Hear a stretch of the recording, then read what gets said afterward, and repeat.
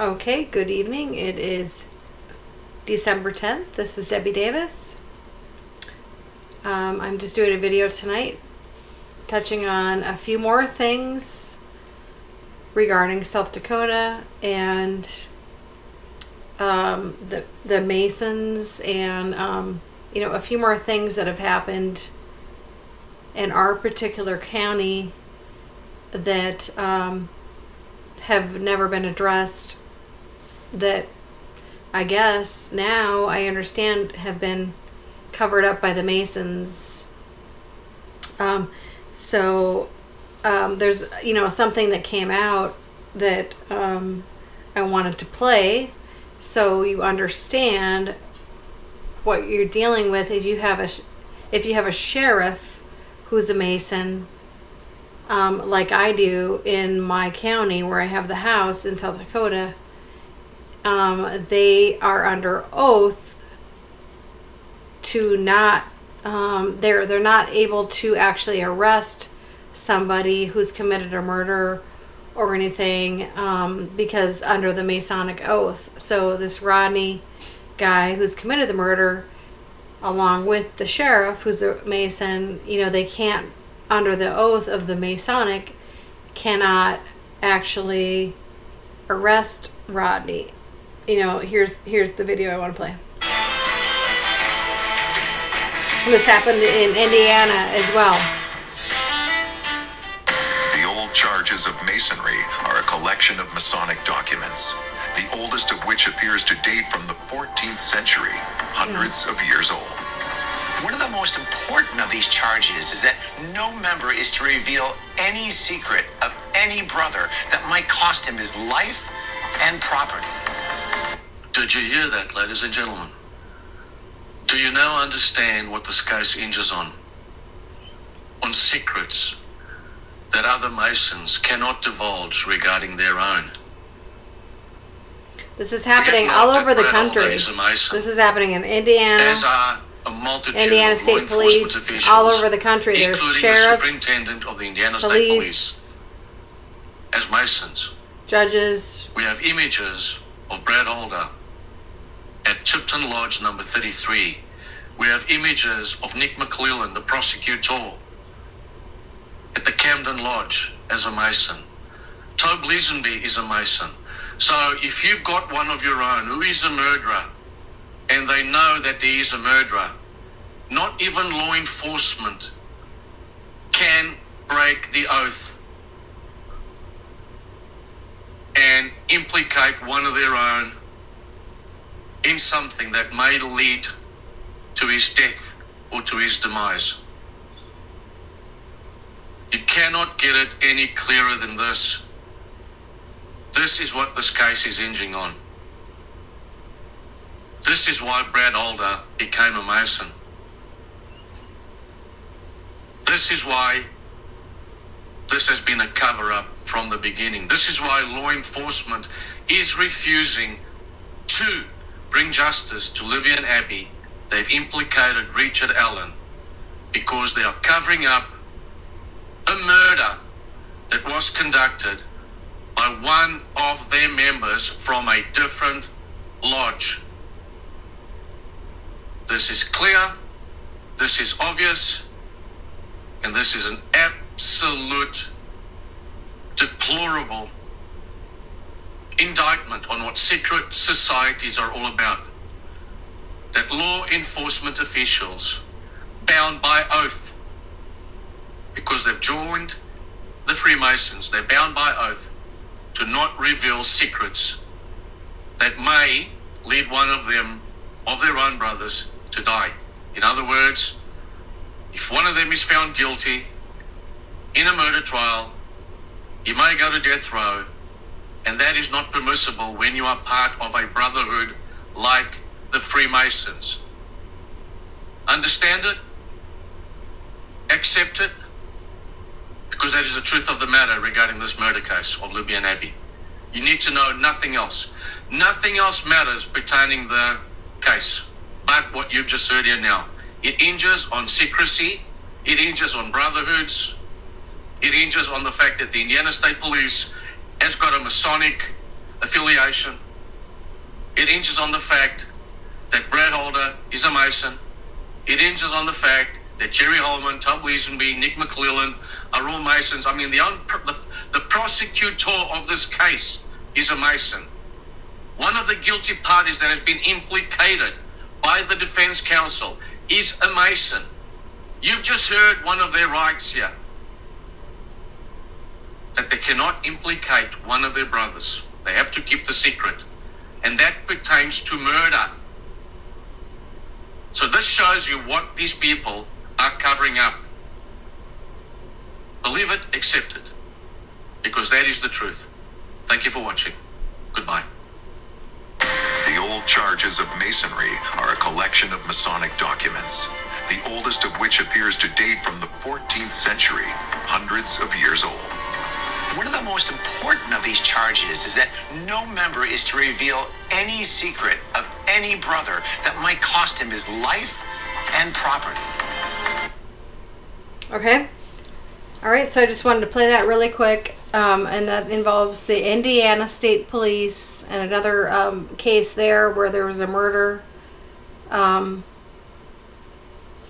murder and a cover-up. I mean, we have them all over South Dakota, unsolved cases. Okay, so this is very concerning. I have mentioned this before. So, okay, so then we had this other issue in South Dakota where we had, in 2019, we had 111 cows disappear. Cattle disappear in McPherson County. The county I'm referring to is just a little bit north of Aberdeen, South Dakota, which is just a little bit west of Minneapolis, a little bit north of west and north of Minneapolis. Okay, so and so it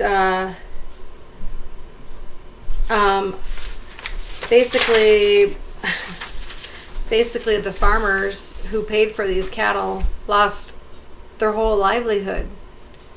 I mean, this is a big deal. I mean, 111 cows disappeared. Okay, so so let's see. Bruce Mack, 46 head cows consisting of cows and calves missing from a pasture. Ron and Tater hens, 22 yearlings disappearing. Delbert Leonard, 39 head missing. Jason Hamrick, 3 bred cows missing.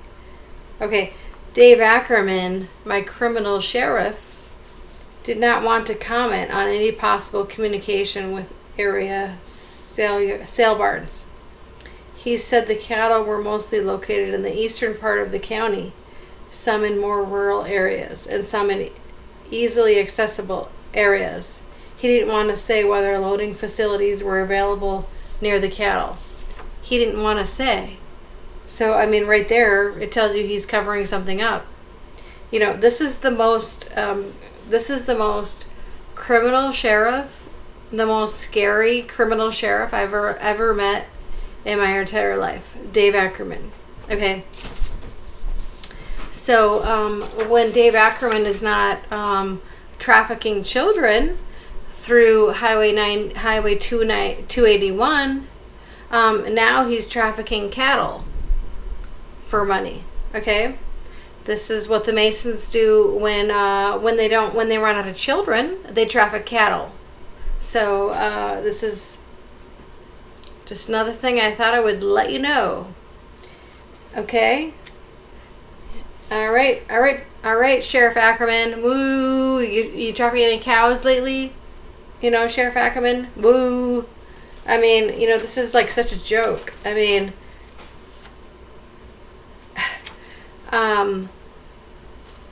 mean, seriously, do you really think that 111 cows just disappeared? Or do you think this was some kind of organized crime?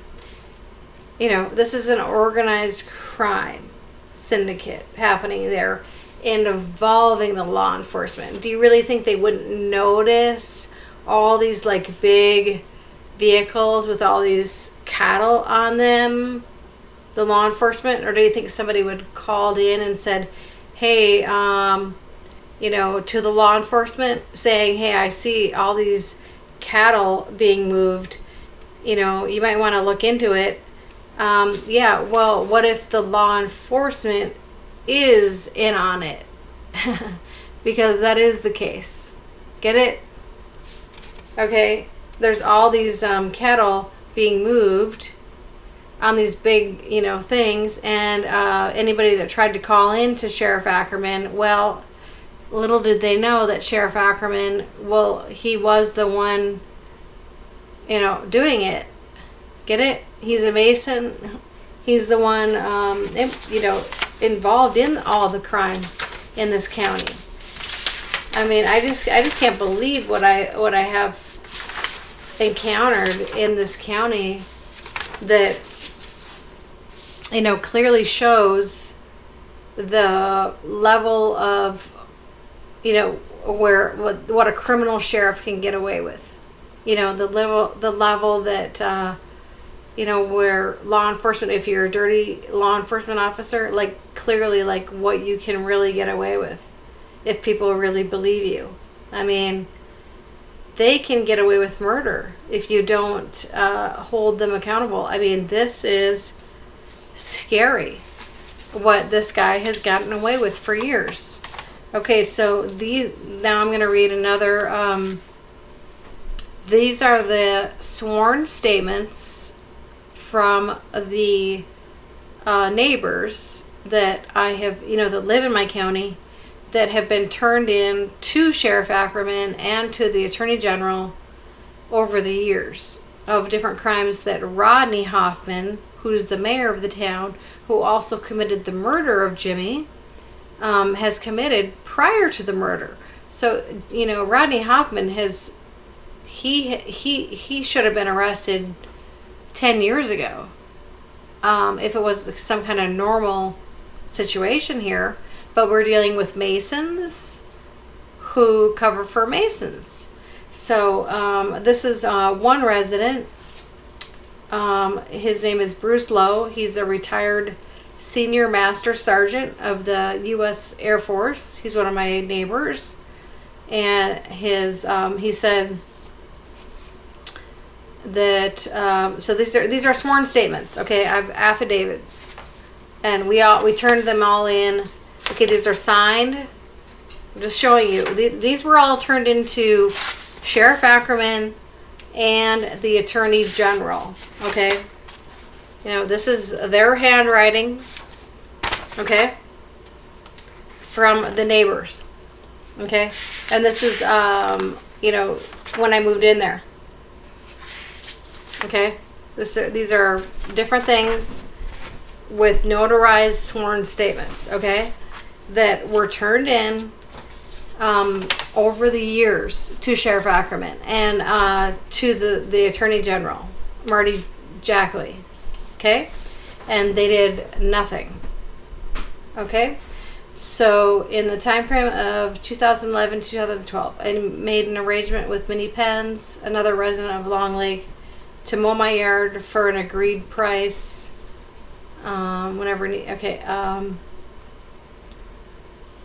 Because he was living away.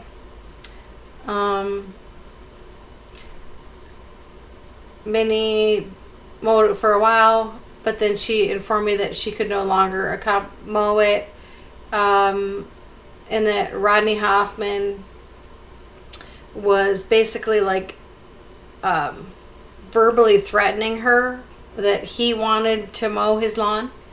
And same thing, he did the same thing with me. He verbally, she said she was being verbally challenged by Rodney Hoffman concerning the ownership of the ground on which Minnie was mowing the grass.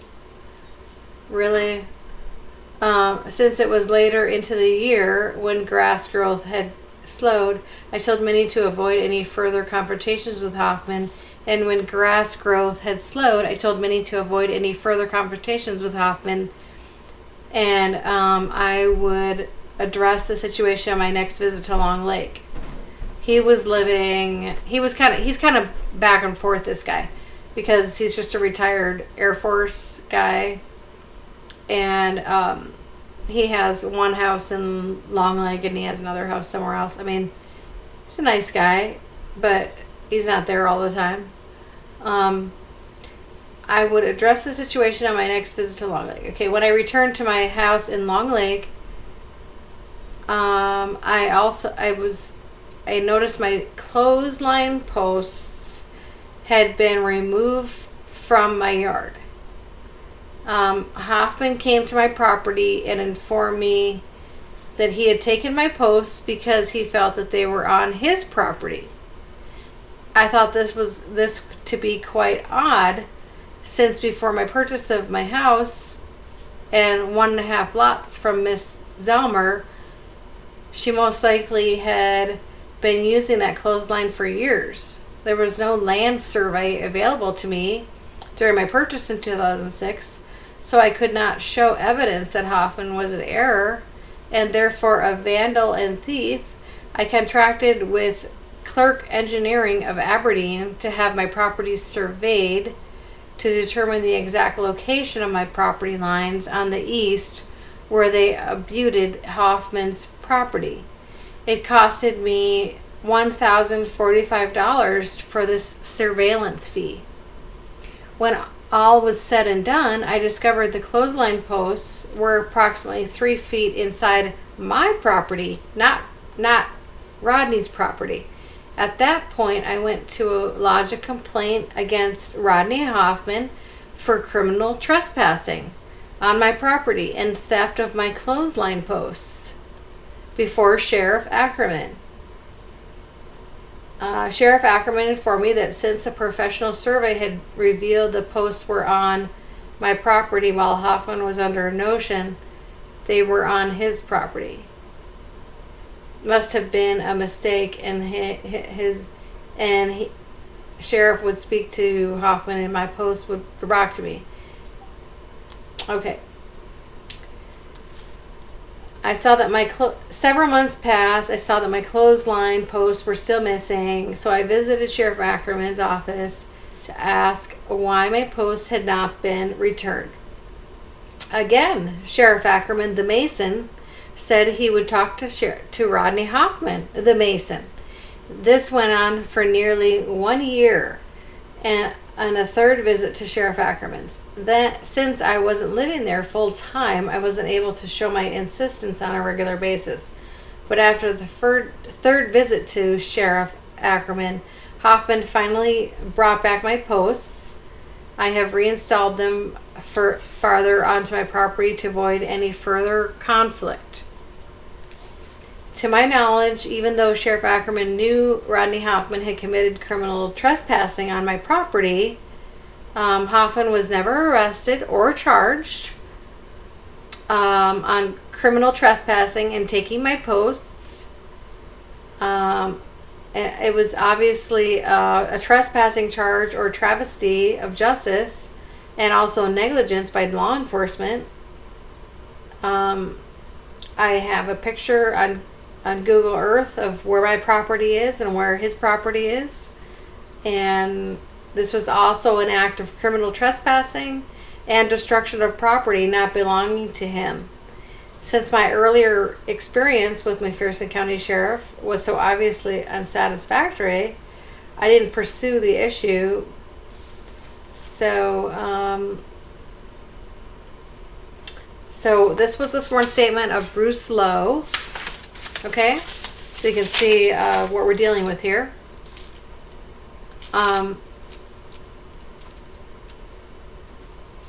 Okay, so this is the sworn statement of Minnie Pence. So let's see. Where does this start here? Okay,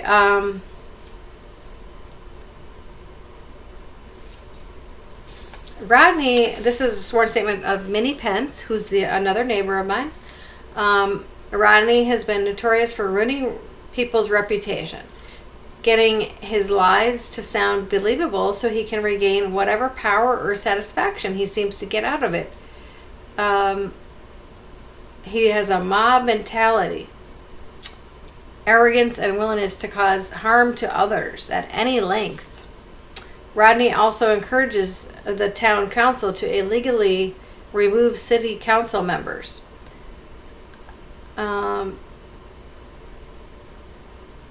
I had become a city council member to help the community. This is from a sworn statement from Minnie Pence. She was she's a female who was living there. She moved. She was a teacher and she got a different job in a different town now, but she was living there. She was a teacher. One of my goals was help members who have a voice when it came to bullying and other corrupt behavior of Rodney, his wife, and friends. It finally gave people courage to stand up for themselves and feel like they were not alone. So many have left, but the other ones who remain are trying hard to live their lives and avoid this man and the havoc he continues to cause. This is how bad him and the sheriff, they cause. It's a small town, but the level of bullying and criminal behavior with these Masons, and it goes up all the way up to the judges and the federal judges and the attorney general. This is why it's so intimidating. Okay, you think this is just a small town thing, but they have, because they're Masons, they have power all the way up into the state. Okay, so that's why it's so intimidating. It seems like I couldn't believe it. I couldn't believe what we're dealing with here. So she goes on and says, Rodney has likes to write people's license plates down that come into town and report them to the sheriff as he feels necessary. We decide who moves in and what they can bring. People that moved in and were targeted for no reason, many who were intimidated and bullied by him simply moved out. One warm evening, we stopped at a stop sign. As Debbie was walking her dog, being neighborly, Rodney noticed who had stopped and a block away, drove quickly around the block, stopped behind us and tooted his horn annoyingly, and then drove around our vehicle very closely to us and also Debbie, who was standing beside the open window of the Yukon. It gives a person a creepy feeling when he could have hit the vehicle or a human being. This is practically zero traffic at all times in our town, and he left the bar. His home was in opposite direction. He took extra time and effort to be annoying and could have easily caused an accident or bodily harm getting that close. We pretty much continued contacting Sheriff Dave Ackerman because he doesn't do anything. So I had another situation where I was walking the dog just by myself. This is with Minnie. He came around, and Rodney Hoffman, he came around like threatening us. And then I had another situation where I was walking the dog just on my own, and Rodney came super close to me, like he was almost trying to run me over. Walking the dog right in town, and he could have, he came so close he could have run me over, just walking my dog in town. This is a very dangerous person who's a Mason who needs to be arrested, and they won't arrest him. Okay, and I'll talk more after these sworn statements of what has happened here. Also, the other thing that happened is our horses were unusually let out of their pens numerous times, and we didn't let them out. We were pretty sure that Rodney did this. Okay.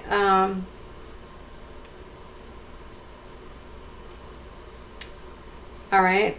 He posted signs on his property early one morning, and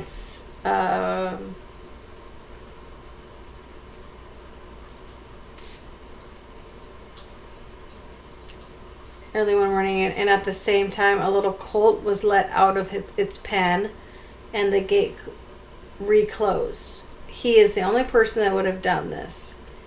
He has only done more to us and other members of the community. We were actually warned about him when moving here, but thought no one could be that bad. We were wrong. I am sad that my family, along with so many others, have had to go through so much because of him. This is why I am writing this. Okay, so she was warned, and my friend told me a little bit that he was really a bully, but he didn't tell me that he was as bad either. So, this is not just a bully. This is a whole criminal syndicate going on in McPherson County, South Dakota. It's a little bit north of Aberdeen, right near the border of North Dakota. Okay, so and there's more that they have done. So this is another affidavit from, let's see. I mean, we have several good neighbors here. Let's see. Okay, this is from Stan Buckles. Okay, and approximately in about 1998, Rodney Hoffman pulled a .357 pistol out of his coat and pointed it loaded at 4 of my young children, with the hammer pulled back. And 2 of these children was my son and daughter. The other 2 young children, I mean, okay, so I don't know why he did this. He was drunk or something, and they were on the street trying to just have fun in the streets, and he thinks he owns the town. Okay, he thinks he owns the streets, he thinks he owns the whole town, and they were just hanging out on the street.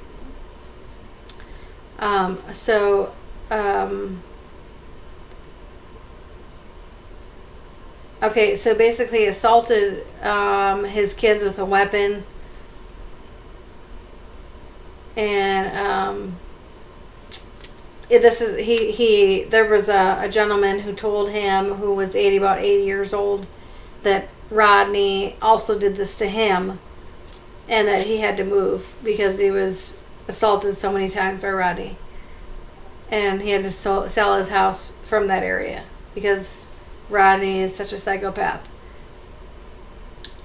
Each of Stan's children wrote up a police report and submitted it to Dave Ackerman in 1999. Well, I mean, I don't know who exactly the sheriff was at that time, but it was 1999, and it was submitted to the whole, sheriff community and the attorney general, and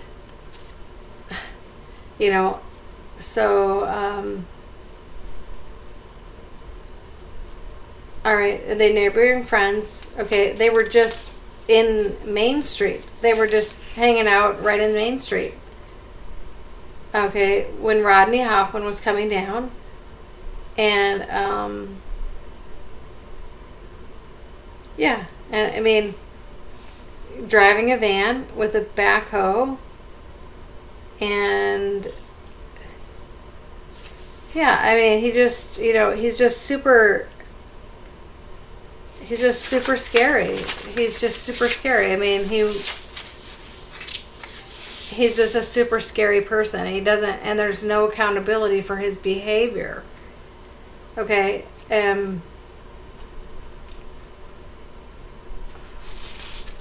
okay, so, and this is, let's see, the sworn statement from, oh, okay. Oh, also, this is the finished sworn statement from Stan Buckles. Also, early 2000, Rodney Hoffman broke into his property, which has a no trespassing sign right on it, around his property, and stole several licensed vehicles with large payloaders and did all kinds of damage. Glass broke in everywhere, damage everywhere. We went to his cousin Donald Collenberger and reported the trespassing, stolen vehicles, and Donald Collenberger never did anything about it.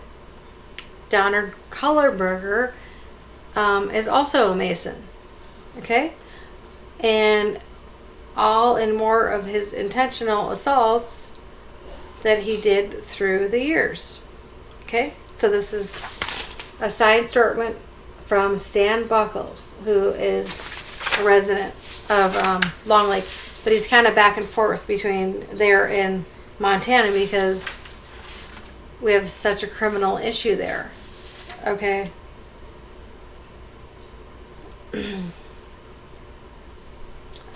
Let's see.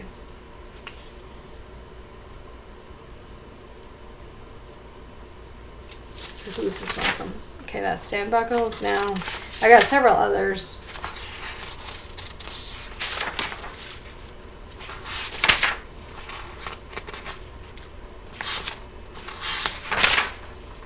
Okay, so, all right. This last one is, I think, from. Yeah, this was a continuation from Minnie, I think. Yeah. Bullying, stalking, intimidation, and threatening. Okay, so our well stopped working and we asked to hook up city water. Rodney wouldn't allow it and wouldn't even bring it up at the city meeting. He acted alone in deciding and flat out no. We even brought it up at several meetings, where the answer was no every time. He made up excuses to cover his tracks when we found out it was illegal for him to tell us no. He operated the town as sole ruler, as if a dictator.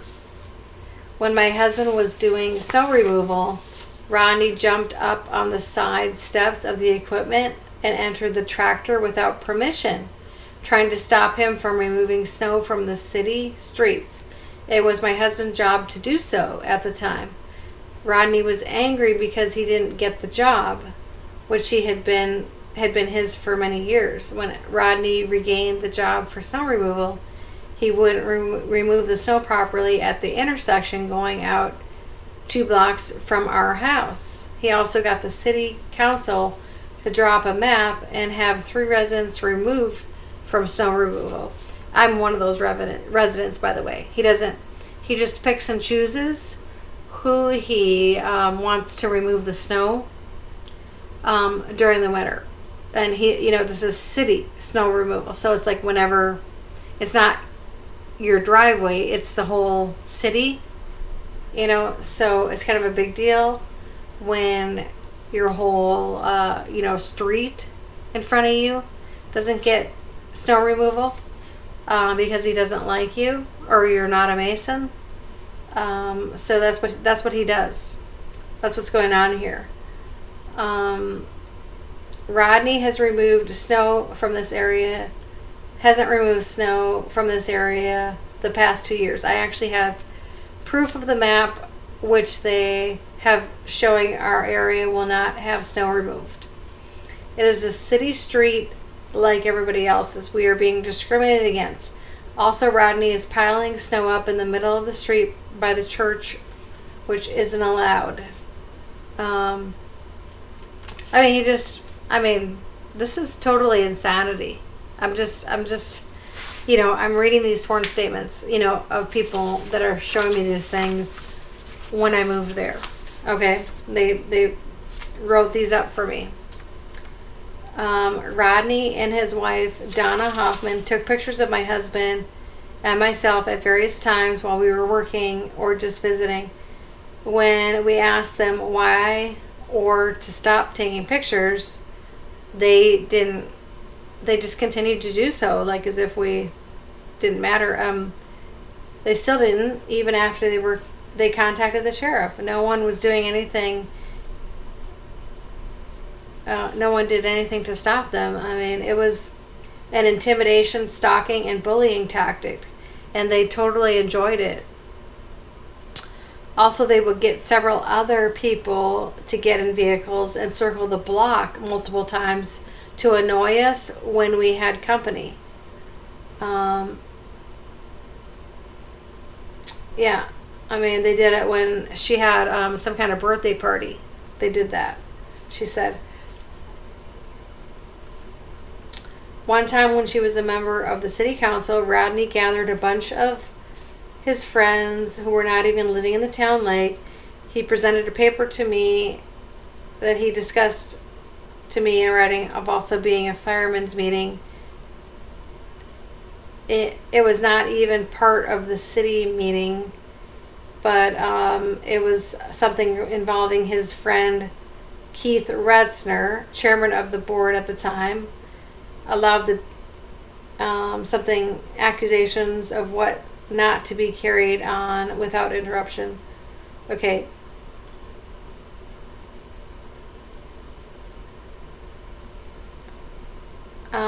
Basically, they slandered and defamated my character in front of everybody in the council. Okay, so, this is just basically like a extreme bullying technique of the Masons in that area. And that's, I had no idea when I bought that house that there was this kind of thing going on. And, this isn't just a slander and bullying thing. This is human trafficking and cattle trafficking, where the farmers have lost hundreds of cattle. That's their livelihood. Okay, and now it came out that they're trying to say that this one guy is the one who stole all the cattle, but this is what they do. They try to pin it on somebody else, and it was them that committed the crime. It's the sheriffs and it's the Masons in that county that are committing the crimes. It is not, and they commit these, and they will pin it on other innocent people. And so, apparently now they're trying to say that the cattle missing was, this just came out like a week ago. They're trying to say that the cattle missing was by this other guy, Jimmy something, or something. And I just saw this article that came out, but I don't think this is true at all. This is the kind of thing they do. They have been doing in South Dakota for years, is that they have been pinning crimes on innocent people of the crimes that they, as Masons, have been committing. Okay? And they all do this cover-up. Okay, these are very, very dangerous people. Okay? So I wanted to do this video tonight because this is another part of the story, and I also just wanted to touch on one more thing here tonight, that the type of things that people will do, as well as you saw intimidation techniques and different things like that, like the stuff that's coming out about Trump with different pictures of him with Epstein, from like 25 years ago or something. You have to understand, these are all, these guys were, these are blackmail techniques. These people are professional blackmailers. And any person that is any kind of a threat to them, they will try to blackmail. So, just because you're seen at a party or with somebody or something doesn't mean you're a part of, a whole organization or something with that person.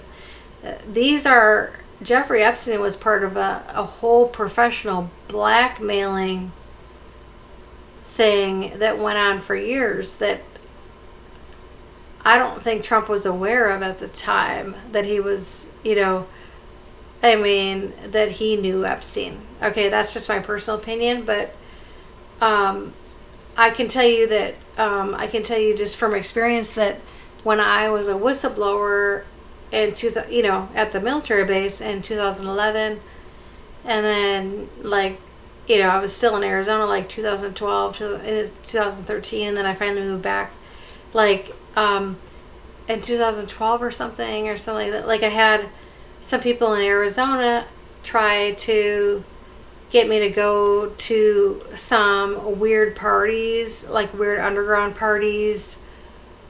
And I felt like that was kind of some kind of blackmail technique or something. And I was I thought it was weird. I was some people from Arizona why do I need to go to an underground party? What's wrong with a above ground party? Okay, you have to understand I was a threat to them.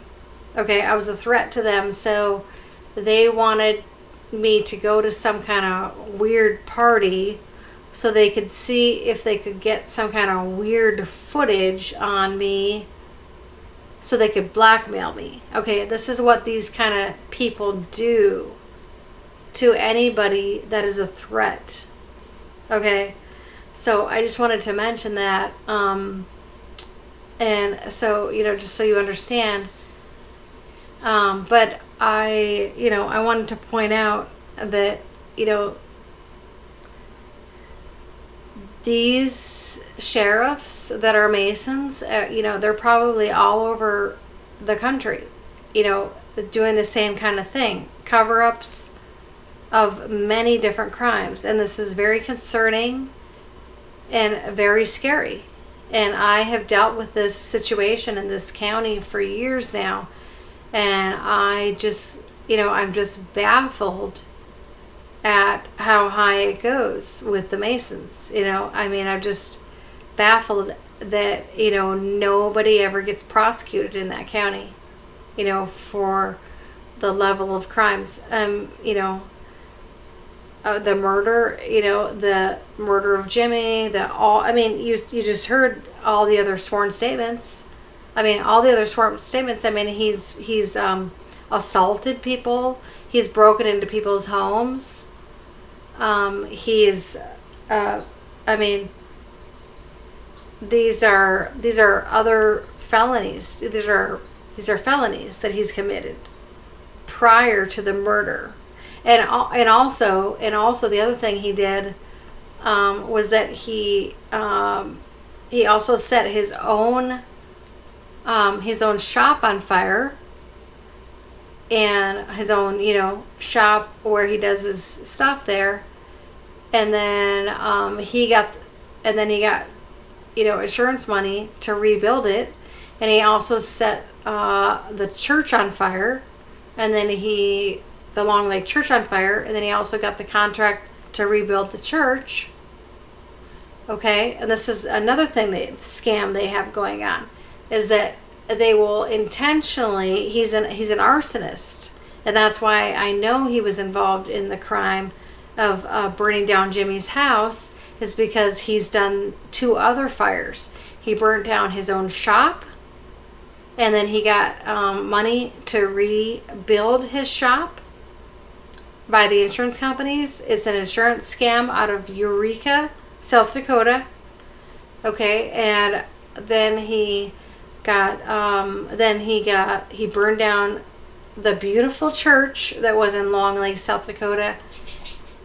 Intentionally, he was seen coming out of it by the neighbors, and then he got the contract with his contracting company to rebuild the church, and so he made money off that. Okay, so this is the kind of scary thing that has been going on in South Dakota. Okay, and we also believe, we don't have proof, but there has been a lot of different, like the Platte murders, where there was 6 people that died in a fire in Platte, South Dakota, and it involved an arson of the house. The whole house was set on fire. We personally believe that Rodney Hoffman was involved in that because he is a professional arsonist. He set his own shop on fire. He set the church on fire. He set, Jimmy's house on fire. We have stated this to the Attorney General. Okay? We have stated this type of thing to the state Attorney General. And they have not done anything about it. Like I said, they're all Masons. Okay?